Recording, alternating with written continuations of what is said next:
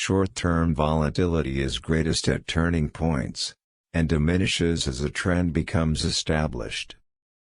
Markets are constantly in a state of uncertainty and flux, and money is made by discounting the obvious, and betting on the unexpected.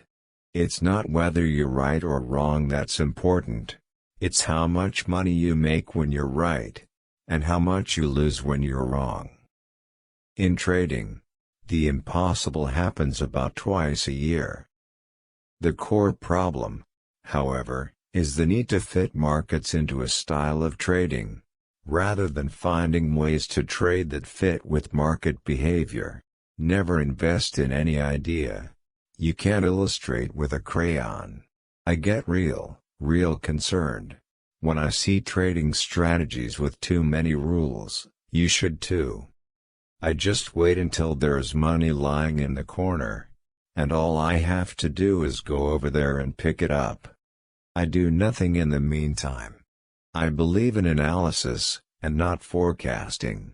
Trading doesn't just reveal your character, it also builds it if you stay in the game long enough. Focus, patience, wise discernment, non-attachment, the skills you acquire in meditation, and the skills you need to thrive in trading are one and the same. Confidence is not "I will profit on this trade." Confidence is "I will be fine if I don't profit from this trade."